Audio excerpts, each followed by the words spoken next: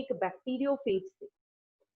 जैसे ही डालूंगी तो बैक्टीरियोफेज के अंदर भी रेडियो एक्टिविटी चली जाएगी। अब बैक्टीरियोफेज के अंदर कैसे रेडियो एक्टिविटी जाएगी, ये मेरा बैक्टीरियोफेज है। तो मैं आपको बताऊं, इसके अंदर ये जो प्रोटीन का कवर है ये S35 से लेबल होगा। अब यहाँ तो डीएनए लेबल हुआ, फास्फोरस से पता लग गया। क्यों हुआ, रीजन पता होना चाहिए हर चीज का, क्योंकि डीएनए में फास्फोरस होती है। यहाँ प्रोटीन क्यों एस से लेबल हुआ, क्योंकि जो प्रोटीन होता है उसकी छोटी यूनिट्स होती हैं amino acid. Protein is made up of amino acid, right. And जो अमीनो एसिड होते हैं उनमें से एक अमीनो एसिड है सिस्टीन, एक अमीनो एसिड है मिथ्योनिन। ये जो सिस्टीन और मिथ्योनिन है, इन दोनों के अंदर सल्फर होता है। तो यानी ये जो प्रोटीन है इसमें कहीं ना कहीं तो ये होंगे, तो कहीं ना कहीं तो सल्फर चला जाएगा, यानी प्रोटीन कवर हो गया S35 से रेडियो लेबल। इंपॉर्टेंट चीज है, पता होनी चाहिए कौन सी चीज फास्फोरस से रेडियो लेबल होगी, कौन सी सल्फर से। 1 मार्क्स का क्वेश्चन है। अमीनो ये जो प्रोटीन कवर है यही क्यों सल्फर से रेडियो लेबल हुआ, because of the presence of sulphur containing amino acid cysteine and methionine. ठीक है। सो अभी तक आप लोगों ने क्या देखा ओवरऑल, आपने देखा कि डीएनए हमारा जेनेटिक मटेरियल है, इसको हम प्रूफ करना चाह रहे हैं और जिसके लिए हम एक एक्सपेरिमेंट कर रहे हैं। और उस एक्सपेरिमेंट के लिए हमें 2 बैक्टीरियोफेजेस की जरूरत है। एक बैक्टीरियोफेज जिसके प्रोटीन कवर को रेडियो लेबल करें, और एक ऐसा बैक्टीरियोफेज जिसके अंदर हम उसके डीएनए को लेबल करें। तो हमें पता है डीएनए में फास्फोरस होता है, तो इसीलिए मैंने इसको किससे रेडियो लेबल किया, मैंने उसको P32 से लेबल किया। P32 तो इसमें फास्फोरस, जिसके अंदर मेरे को प्रोटीन को लेबल करना है उसको मैंने S35 से रेडियो लेबल किया, क्योंकि प्रोटीन अमीनो एसिड से बनता है और अमीनो एसिड में सल्फर होता है, सिस्टीन और मिथ्योनिन अमीनो एसिड में सल्फर होता है, राइट। तो मैंने कल्चर मीडियम में ये रेडियो एक्टिव चीज डाल के, इकोलाई डाल के बैक्टीरियोफेज डाला, तो मेरा बैक्टीरियोफेज रेडियो लेबल हो गया, एज यू कैन सी। तो ये बात हो गई रेडियो एक्टिविटी पर। अब हमारा एक तरीके से मेन एक्सपेरिमेंट शुरू होगा कि डीएनए जेनेटिक मटेरियल है उसकी तो okay. So now let us discuss how it was proved that DNA is the genetic material. So what I do, एक साइड जैसा किया था ना रेडी, उसी हिसाब से देख। एक साइड मेरा ये है आपका बैक्टीरियोफेज, ठीक है। इसका क्या रेडियो लेबल है, डीएनए। किससे, आपका, चलो ठीक है, लो P32 से रेडियो लेबल। एक साइड दूसरा बैक्टीरियोफेज है, इस बैक्टीरियोफेज का क्या रेडियो लेबल है, इसके रेडियो लेबल है प्रोटीन कवर S35। इतना हम पहले कर चुके। अब मैं क्या करूंगी, अब मैं 3 स्टेप करूंगी। पहला स्टेप करूंगी, आपको पेपर में आए तो डायग्राम जरूर बनाना है, मैं यहाँ पर पूरा नहीं बना रही हूँ, समझा रही हूँ। पहला स्टेप है इन्फेक्शन। इन्फेक्शन का मतलब क्या है कि मैंने जैसे एक सेल ले आई, ई कोलाई लिया मैंने अगेन, क्यों, क्योंकि बैक्टीरियोफेज तो किसी बैक्टीरिया को अटैक करता है, ये वायरस है पर ये किसी बैक्टीरिया को अटैक करता है, तो मैं एक बैक्टीरिया ले आई ई कोलाई। इन्फेक्शन में मैंने इसको अलाउड किया कि भाई इसको अटैक करो, जो पार्ट अंदर डालना है डालो, जो बॉडी पार्ट आपका बाहर रहेगा वो रहने दो। तो इन्फेक्शन में मैंने इसको अलाउड किया to attack a cell, a bacterial cell, right. दूसरा स्टेप ब्लेंडिंग। ब्लेंडिंग में मैंने कहा ठीक है, आपका जो पोर्शन अंदर डलना था डल चुका है, मुझे नहीं पता क्या डाला है, वही तो चेक करना है। तो जो पोर्शन अंदर डलना था डल चुका, अब आपका जो भी पोर्शन बाहर रह गया वो अभी भी सेल से चिपका हुआ है। तो ब्लेंडिंग प्रोसेस के अंदर, बता रही हूँ ब्लेंडिंग तुम लोग को बहुत सारों को नहीं पता होगा फिर बाद में, अभी सुन नहीं रहे। इन्फेक्शन में तो हम इन्फेक्ट करना अलाउड कर रहे हैं, ब्लेंडिंग में क्या करेंगे, हम कहेंगे कि ठीक है, जो पोर्शन अंदर गया, बाकी का पोर्शन जो सरफेस सरफेस से चिपका है उसको रिमूव कर दे, उसको सेपरेट कर दे। इसको ही कहते हैं ब्लेंडिंग, सेपरेट कर देना, रिमूव कर देना। ओके, फिर क्या करेंगे, तीसरा स्टेप, सेंट्रीफ्यूगेशन। सेंट्रीफ्यूगेशन में ये जो भी हिस्सा है, ये सब लिक्विड हो रहा होगा, एक पानी में, एक मीडियम के अंदर हो रहा होगा, मीडियम के अंदर ये होगा, ये अंदर डला होगा, इसका टूटा हुआ पोर्शन बाहर होगा। सेंट्रीफ्यूगेशन में हाई स्पीड पे रोटेट करेंगे, बहुत हाई स्पीड पे रोटेट करने पर क्या हो जाएगा, ये हिसाब से डेंसिटी के हिसाब से सेटल हो जाएगा, भारी चीज नीचे और हल्की चीज ऊपर, यानी मेरे पास कुछ ऐसा रिजल्ट होगा, ये है, कुछ नीचे सेटल हो गया होगा और कुछ ऊपर रह गया होगा। सेम इसमें हुआ होगा, कुछ नीचे सेटल हुआ होगा और कुछ ऊपर रह गया होगा, राइट। तो जो चीज ऊपर रह जाती है, इसके लिए एक वर्ड होता है commonly, supernatant. Supernatant remnant part को बोलते हैं, जो नीचे सेटल हो जाता है उसको बोलते हैं pellet, we call it pellet, right. तो ये बचा हुआ पार्ट सुपरनेटेंट है, नीचे वाला पार्ट पैलेट है, ये हम ऐसा करेंगे।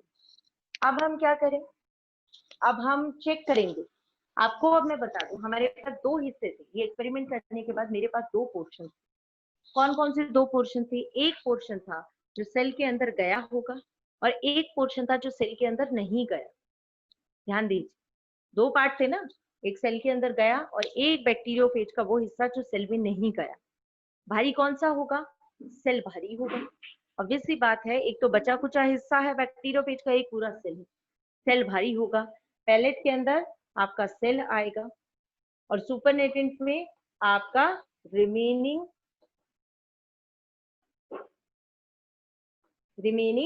पार्ट ऑफ बैक्टीरियोफेज आएगा, रिमेनिंग पार्ट ऑफ बैक्टीरियोफेज। तो अब मैं चेक करती हूँ रेडियो एक्टिविटी मुझे कहाँ मिलेगी। मैंने इस पहले इसमें चेक किया जिसमें S35 को रेडियो लेबल किया था, मैंने पैलेट को चेक किया कि क्या पैलेट में रेडियो एक्टिविटी आई, तो इस पैलेट में there is no radioactivity, but supernatant में मुझे रेडियो एक्टिव मिल गया, मुझे यहाँ मिल गया S35। कहाँ मिला, ऊपर के लिक्विड में। क्यों मिला होगा ऊपर के लिक्विड में, इसका मतलब ये जो कवर है ये सेल में गया ही नहीं, सेल में जाता तो पैलेट में मिलता, ऊपर ही रह गया, इसलिए रेडियो एक्टिविटी S35 में। इससे क्या प्रूफ हुआ, that protein is not the genetic material. Protein is not the genetic material. ये बात प्रूफ होगी, राइट। दूसरी जगह देखते हैं, प्रोटीन तो नहीं है ये तो पता लग गया, यहाँ देखा रेडियो एक्टिविटी सुपरनेटेड में नहीं मिली, पैलेट मिला, मेरा P32 पैलेट के अंदर मिला। इसका मतलब ये जो डीएनए है ये सेल के अंदर गया, क्योंकि जो सेल के अंदर है वही तो है पैलेट के अंदर, तो इससे पता लगा कि डीएनए ही पास हो रहा है, so DNA is the genetic material. इस तरीके से हर्शी और चेज ने इस बात को आसानी से प्रूफ कर दिया। बहुत ज्यादा इंपॉर्टेंट एक्सपेरिमेंट है, बहुत ज्यादा important, exam point of view से बहुत इंपॉर्टेंट, ठीक है।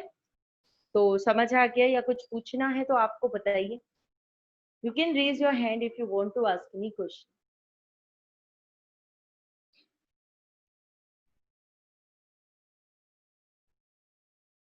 Is there any question, no. पे एक बार नोट से जरूर पढ़ लेना, और नोट से पढ़ने के बाद आपको असाइनमेंट में क्वेश्चंस लिखाए हुए हैं मैंने, हर एक्सपेरिमेंट से रिलेटेड, हर टॉपिक से related, so it would be better उन क्वेश्चंस को अपने आप आंसर करके देखना। अगर आप उसको आंसर कर पाते हैं तो इसका मतलब है आप लोगों को टॉपिक समझ में आ गया। अभी हमारे पास टाइम है तो हम एक तीसरा एक्सपेरिमेंट है वो भी कर लेते हैं, ओके।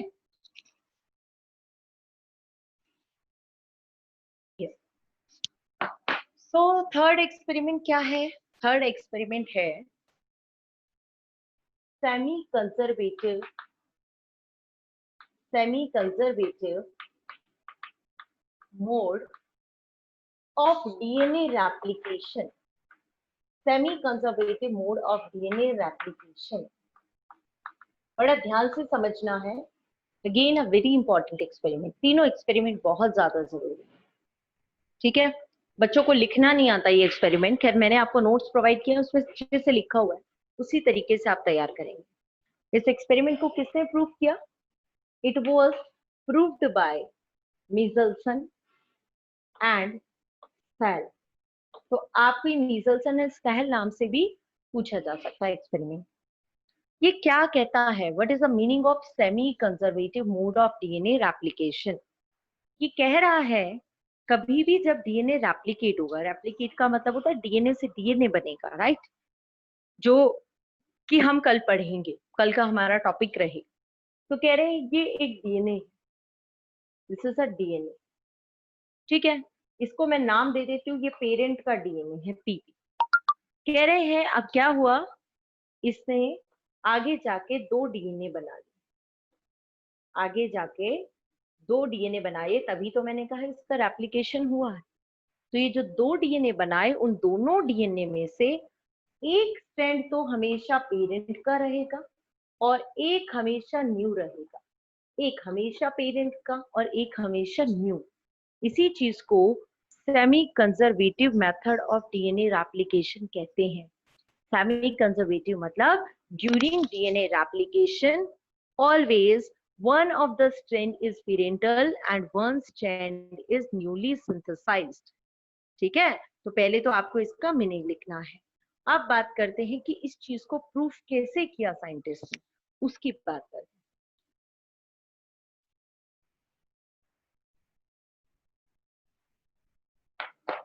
तो हाउ दे प्रूव? दो तीन चीजें की उन्होंने साथ साथ में, उन दो तीन चीजों को देखिएगा। उसने भी वही कल्चर मीडियम के बिना तो काम ही नहीं होगा। तो एक पे उसने क्या लिया, उसने कल्चर मीडियम लिया और इस कल्चर मीडियम के अंदर उसने डाल दिया ammonium chloride. Ammonium chloride, ammonium chloride में होती है नाइट्रोजन। इसने नाइट्रोजन यहाँ कौन सी डाली? उसने नाइट्रोजन डाली, इनके अलग अलग आइसोटोप होते हैं, उसने 15 नंबर वाली डाली, जिसका 15 एटॉमिक मास था, वो डाली, एटॉमिक नंबर था आई गेस, तुम्हें ज्यादा पता होगा। तो 15 वाली उसने डाली, N15 वाली। N15 या N14 दो वो यूज करेगा। ये बिल्कुल रेडियो एक्टिविटी नहीं दिखा रही, तो पिछले एक्सपेरिमेंट की तरह ये नहीं है कि वो शाइन करेगी इसीलिए पता लग जाएगा, ऐसा नहीं। ये भारी है, 15 वाली भारी है और 14 वाली हल्की हो, ठीक है। इसको में हमें डेंसिटी का यूज लेना है। तो उसने क्या किया देखिए, उसने कल्चर मीडियम में अमोनियम क्लोराइड डाला। उसने अमोनियम क्लोराइड डाल के इसमें उसने ग्रो किया। किसको ग्रो करे? ई कोलाई है आगे पीछे हमारे, वही ग्रो कर ले। ई कोलाई को ग्रो किया। तो ऑब्वियस सी बात है, ई कोलाई में आपको पता है नाइट्रोजनस बेस है, नाइट्रोजन गई होगी ये वाली। तो इसके डीएनए में हमें एक्सपेक्टेड है कि इसका जो डीएनए हुआ होगा उसमें नाइट्रोजन गई होगी। हम कैसे चेक करें? हमने इसको सेंट्रीफ्यूगेशन किया। सेंट्रीफ्यूगेशन कैसे करते हैं? सीजियम क्लोराइड की प्रेजेंस में किया। Caesium chloride density gradient centrifugation, caesium chloride density gradient centrifugation. यानी मैंने सीजियम क्लोराइड को डाला, उसकी प्रेजेंस में इसको घुमाया, समझ रहे हो, टेस्ट ट्यूब ली। ध्यान से देखो, फिर से बता, कल्चर मीडियम लिया, इसमें ई कोलाई डाल, तो ई कोलाई जो ग्रो होगी उसमें यहीं से नाइट्रोजन जाएगा, तो 15 वाला नाइट्रोजन जाएगा। मैंने क्या किया, चेक किया, मैंने इस कल्चर को उठाया, डाला, सीजियम क्लोराइड डाला और उसको स्पीडली रोटेट कर दिया, हाई स्पीड रोटेशन किया। जैसे ही मैं हाई स्पीड रोटेशन उसकी करूंगी, तो हाई स्पीड रोटेशन करने पर मुझे मिलेगा काफी नीचे एक बैंड मिलेगा डीएनए का। इसका मतलब जो डीएनए इसमें था ये काफी हेवी है। हेवी क्यों है? क्योंकि इस डीएनए के दोनों बैंड्स पर 15-15 नाली नाइट्रोजन, यानी कुछ ऐसा हुआ है। ऐसे बना दूं, ऐसे बना, चलो ऐसे ही बना, ठीक है, ये है। तो इसमें भी 15 वाली नाइट्रोजन होगी, इस बैंड पर भी 15 वाली नाइट्रोजन होगी। चली गई। अब मैं क्या करूं? अब मैं इसको फिर से एक दूसरे कल्चर पे ट्रांसफर कर दूं। मैंने क्या किया, मैंने फिर से एक कल्चर मीडियम लिया और उस मीडियम में अब मैंने अमोनियम क्लोराइड डाली, बट अमोनियम क्लोराइड मैंने कौन सी डाल दी? 14 वाली, 15 वाली नहीं, 14 वाली हल्की डाली, और इसकी कुछ कॉलोनी उठा के इस पे डाल दी, 20 मिनट के लिए छोड़ी। 20 मिनट के बाद इसकी खूब सारी कॉपीज बन गई होंगी। अब इसको जब भी कॉपी बनानी होगी, इसको नाइट्रोजन चाहिए होगा, उसने 14 नंबर लिया होगा, मुझे कैसे चेक करना है? मैंने फिर से उठाया, फिर से मैंने सेंट्रीफ्यूगेशन किया वही सीजियम क्लोराइड के प्रेजेंस में।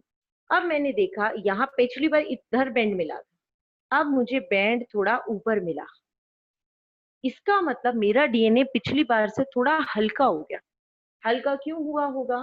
क्योंकि एक्चुअल में मुझे 2 डीएनए बने होंगे, पहले ये दोनों अलग हुए होंगे, यानी इसमें भी एक 15, इसमें भी एक 15 पेरेंट वाला, और एक एक नया बना होगा। नया कौन सा है?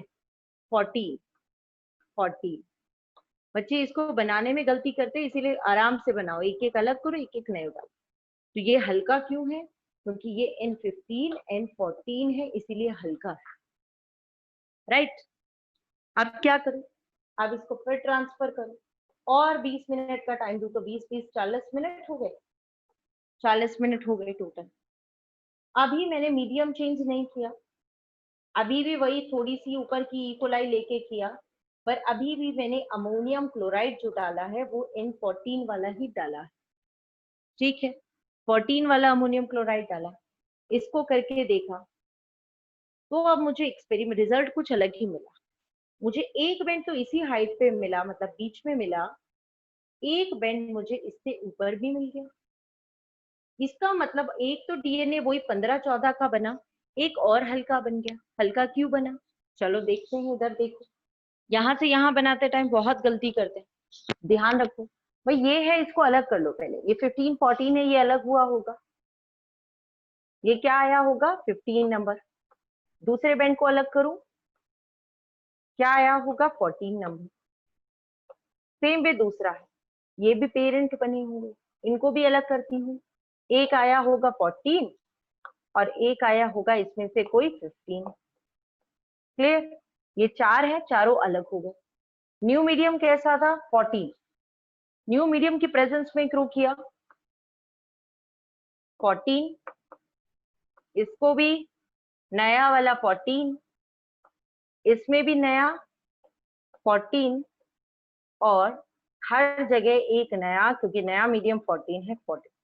देखिए कैसे बैंड बने, एक बैंड मिला 15-14, ये भी मिला 15-14, और दो मिले 14-14, इसीलिए यहाँ ऐसा हुआ।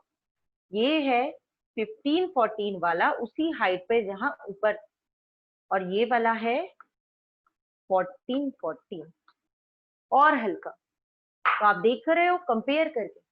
तो ओवरऑल देखो, मीजल्स एंड सहल के एक्सपेरिमेंट में ओवरऑल क्या हुआ? ओवरऑल प्रूव किया कि yes, DNA is the genetic material.